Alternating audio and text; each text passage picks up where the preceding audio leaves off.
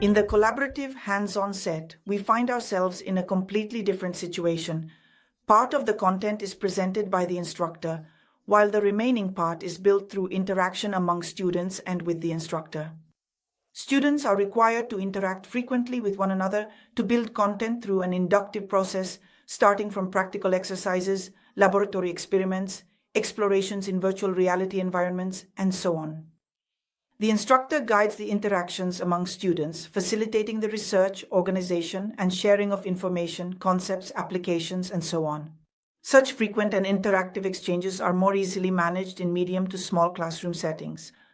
In this model, synchronous class sessions are often focused on proposing group activities, alternating with individual tasks that are organized in a sequential manner. All of this is aimed at guiding students through a process of co-creating new content, starting both from information research and practical experience, usually leading to a subsequent sharing with the instructor and the rest of the class. In these types of courses, a strong teacher-led effort in guiding metacognitive reflection on what has been learned and on the entire learning process becomes essential. The tools designed for highly interactive classrooms take on strategic importance in this model. Shared whiteboards make it easy to create content clusters or access maps to information that has already been reworked by the students. They automatically become not only course assets, but also allow for tracking the learning journey and supporting metacognitive processes. Exchange and discussion between groups is made more efficient through the use of peer review tools, which often allow for the inclusion of evaluation rubrics to enable critical and informed analysis. In the dynamics of this setup, spaces and furnishings play a fundamental role as they must allow for the classroom to be quickly reconfigured according to the objectives of the proposed activities.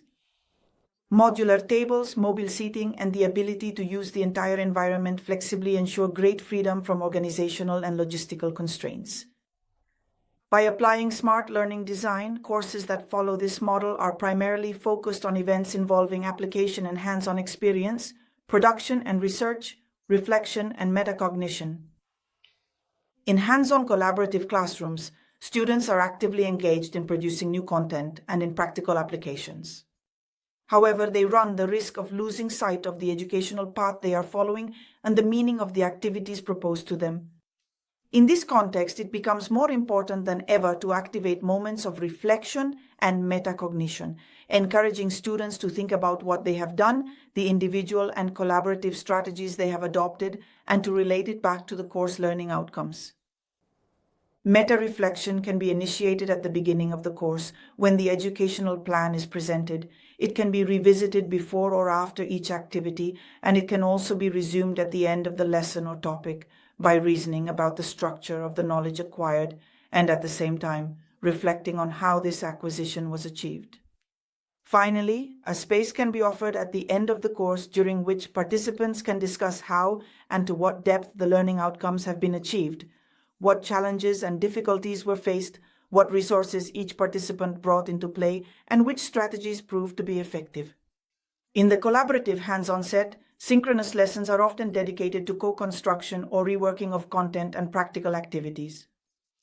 Here too, asynchronous learning events can aim to expand classroom dynamics so that synchronous moments can be devoted to more meaningful interactions with the instructor or among students. For example, part of the research and content production activity can be moved to asynchronous sessions. During these moments, group sharing can take place under the supervision and critical review of the instructor. Asynchronous activities can also be valuable for consolidating and deepening what was seen and experienced during synchronous sessions.